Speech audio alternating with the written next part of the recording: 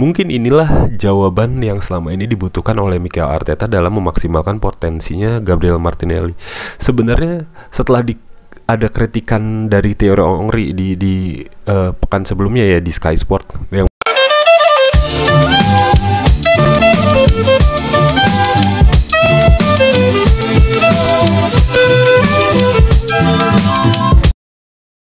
Halo guys, balik lagi di konten Only Gunners dalam matchday ke-17 Barclays Premier League antara Crystal Palace melawan Arsenal FC tadi malam.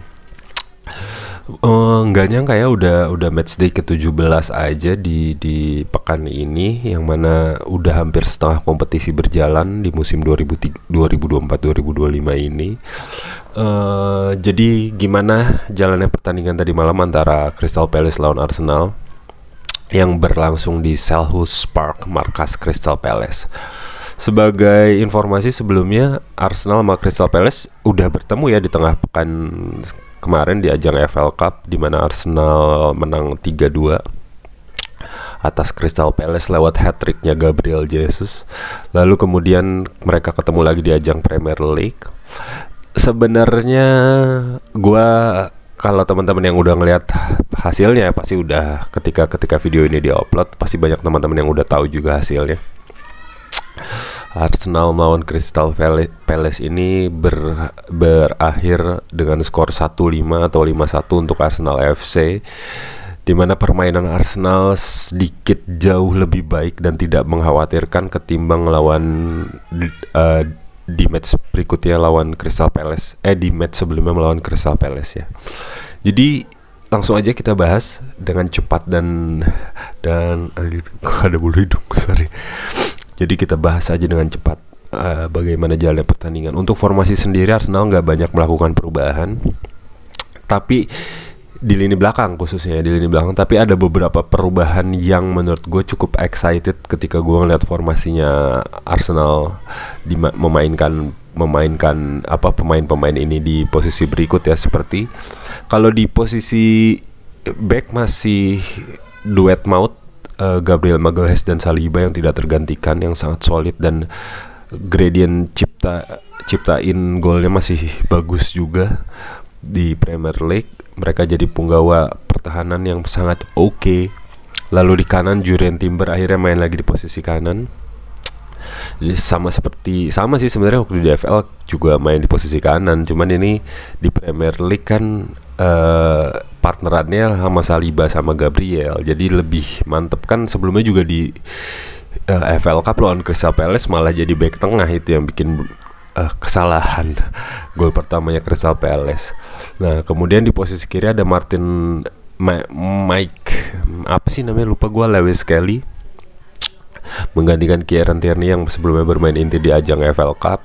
Lalu di tengah Arsenal memainkan Thomas Partey, Martin Odegaard, dan Kai Havertz. Sangat menarik, Kai Havertz setelah sebelumnya selalu dijadiin goal getter atau false number 9, kali ini dimainkan di posisi gelandang serang untuk Arsenal FC. Lalu di depan Bukayo Saka, Gabriel Jesus yang lagi moncer setelah hat-trick dipercaya kembali, dan Gabriel Martinelli. Sebenarnya gue tuh kalau menilai performa pemain tuh nggak yang sampai benci terus harus, walaupun kata-kata gue kadang-kadang emosional dan segala macam ya, bukan yang artinya gue benci sampai ke hati gitu loh, nggak. Tapi di pertandingan ini sebenarnya ada satu fenomena paradoks soal Gabriel Martinelli yang sebenarnya gue tuh nggak berharap amat dia main di pertandingan ini sebagai inti gitu loh. Cuman karena opsinya Arsenal juga tidak terlalu banyak ya, Trossard mungkin kecapean dan butuh istirahat abis main di match FL Cup, kemudian Sterling juga ternyata cedera, jadi opsi pemain wingnya Arsenal sangat-sangat kurang. Jadi Gabriel Martinelli tetap harus dipasang di sana. Yang menarik adalah di lini tengah Thomas Partey kembali main di posisi naturalnya, dan itu yang gue suka sekali ya, itu yang sangat gue suka sekali, jadi holding midfielder. Lalu didampinginya oleh Martin Odegaard dan Kai Havertz di tengah. Menarik sih, Declan Rice tidak dibawa di pertandingan ini, cukup menarik. Tapi yang lebih menarik adalah performanya Gabriel Jesus yang saat ini di 2 match terakhir lawan Crystal Palace lagi moncer ya. Mungkin banyak yang komentar, ini mah cuman angin-anginan, lawannya aja cuman Palace ya. Buat nggak apa-apa, itu nggak salah juga. Tapi buat kita penggemar Arsenal, berharap penampilan konsisten Gabriel Jesus selama hampir 3 musim dia di Arsenal ini adalah suatu berkah ketika dia menampilkannya di pekan ini gitu loh, di 2 match terakhir ngelawan Crystal Palace ini. Itu udah berkah konsistensi yang kita tunggu, dan ya harapan kita sih semoga dia bisa bertahan terus ya di performa yang ini gitu loh. Lalu gimana jalannya pertandingan? Sebenarnya nggak jauh beda sih sama waktu di EFL Cup. Kalau ekspektasi menang ya, kalau kalian teman-teman yang udah pada tahu skornya, bukan karena skornya gue udah tahu terus gue ngomong kayak gini, enggak. Tapi karena ketika ngelawan Crystal Palace di EFL Cup sebelumnya, Arsenal juga mainnya ngurung banget gitu loh. Nah sekarang di Premier League dengan skuad yang dimainkan adalah pemain inti Arsenal, di EFL kan mainnya babak pertama tuh maininnya pemain lapis kedua lah. Beda sama yang lawan Crystal Palace di BPL, di Premier League. Ketika yang dimainin adalah pemain utama, gua sih udah yakin menang gitu loh. Lawan pemain cadangan aja kita menang, apalagi pemain inti yang dimainin, gue yakin menang gitu loh. Apalagi Odegaard main dari awal.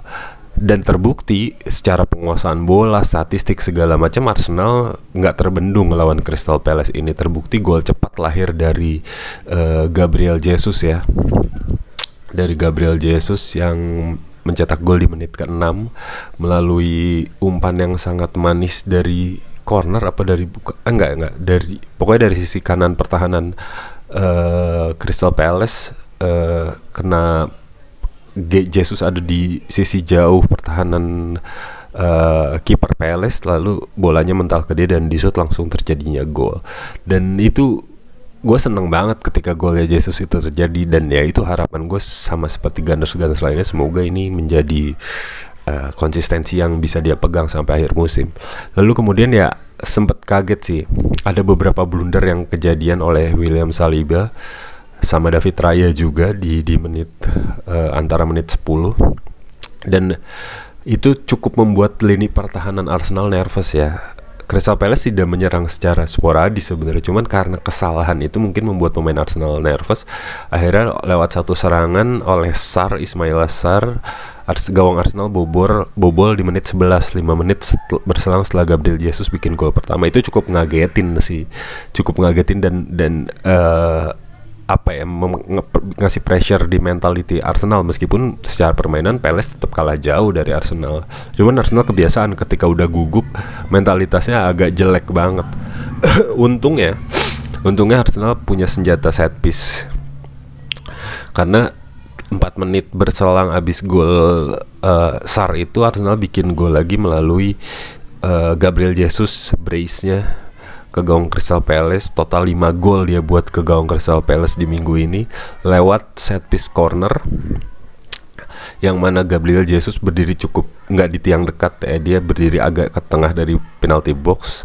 Bola diduelin sama pemain-pemain Arsenal yang tinggi-tinggi ketika corner dilemparin. Yang menarik adalah yang biasanya ngambil corner adalah Declan Rice di sisi kiri pertahanan lawan ya, karena butuhnya penendang di kaki kanan kan.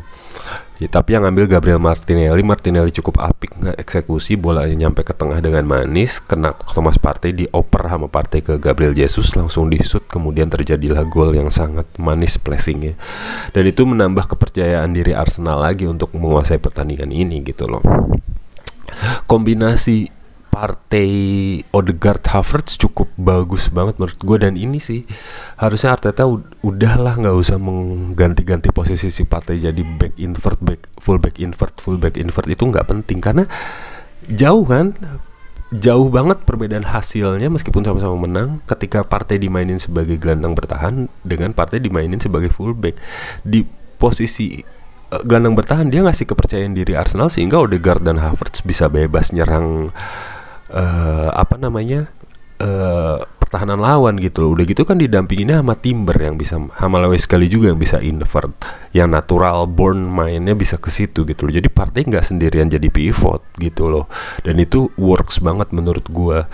Dan satu kabar yang menyedihkan di pertandingan ini yang mengkhawatirkan sih adalah cederanya Bukayo Saka ya, hamstring ya di babak pertama ya, yang kemudian dia harus digantiin oleh Leandro Trossard gitu loh.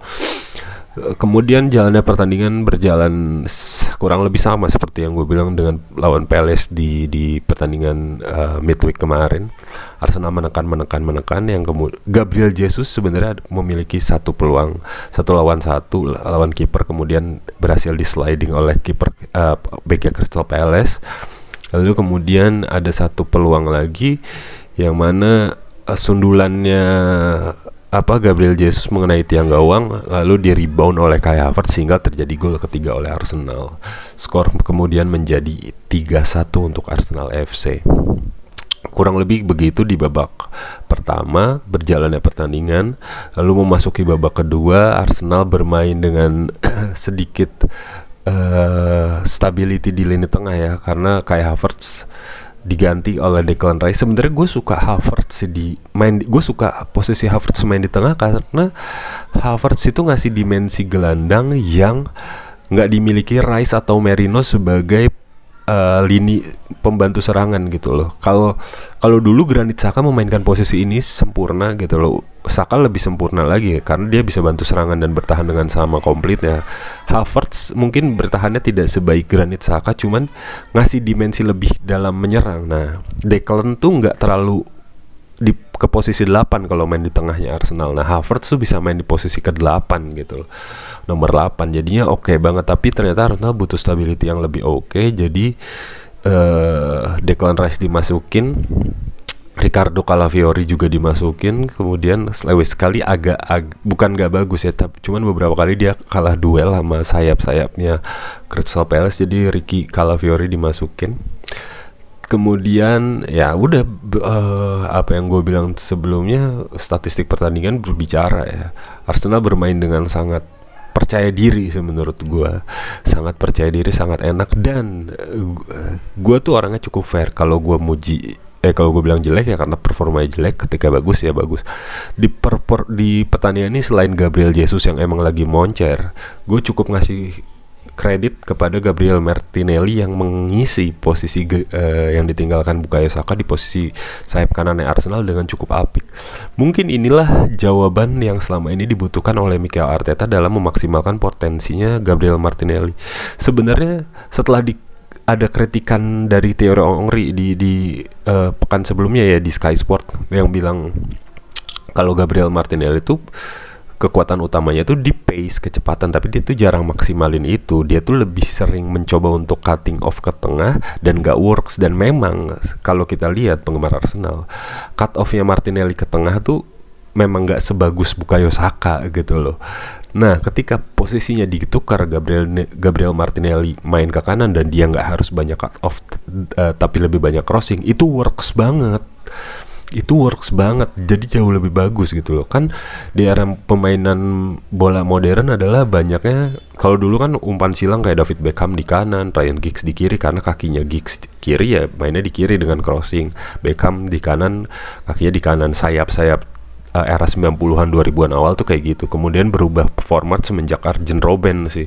Dia sayap kiri tadinya, terus kemudian main di kanan, terus memainkan cut off dan shoot, dan Robben yang memulai, terus diadaptasi dengan baik oleh Ronaldo dan Messi dan jadi populer gitu, dipakai di pola 4-3-3 gitu kan, dan banyak diadaptasi, tapi nggak semua pemain works di posisi itu gitu loh. Terbukti Martinelli yang kakinya kanan tidak works amat di posisi kaki kiri. Justru ketika tadi malam dimainin di posisi kanan, dia works banget sebagai assister atau pengumpan.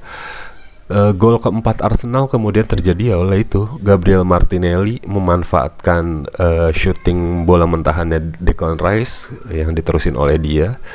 Sangat layak menciptakan gol menurut gua, karena effortnya Martinelli beberapa kali ngasih serangan berbahaya ke gawang Crystal Palace ya.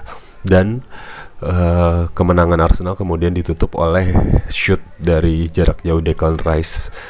Nggak jarak jauh di kotak penalti, tapi cukup jarang dia lakuin. Dan ini yang gue bahagia di pertandingan ini, selain Martinelli dan Jesus yang moncer yang selama ini gue kritik. Selain itu adalah kurangnya shooter spekulasi dari pemain-pemain Arsenal dan Declan Rice melakukan itu yang gue seneng ya, karena kita tahu ya Thomas Partey bagus jarak jauhnya tapi dia jarang ngelakuin kan, karena sering ditaruh di posisi bek kanan lah, lebih sering pivoting lah, jarang untuk punya kesempatan maju. Nah Declan tuh yang dia ditempatin di posisi nomor 8 gantiin kayak Havertz melakukan itu, dan harusnya jauh lebih sering sih, dan gue berharap itu semua ya. Jadi kurang lebih kayak gitu pembahasan gua untuk laga Arsenal lawan Crystal Palace di matchday ke-17 Barclays Premier League tadi malam. Gue senang dengan hasilnya. Semoga bisa konsisten sampai akhir musim. Kemarin gue juga tahu hasilnya Manchester City kalah lagi lah, tapi sekarang gue udah kayaknya udah nggak mau fokus ngebahas-bahas tim lain, bodo amat lah.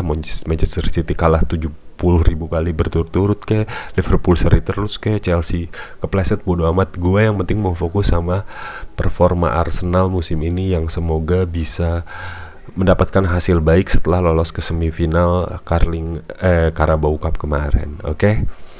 Jadi semoga semua pemain Arsenal bisa fit terus dan hasilnya tetap maksimal. Oke, sampai jumpa di konten Only Gunners berikutnya. Bye bye.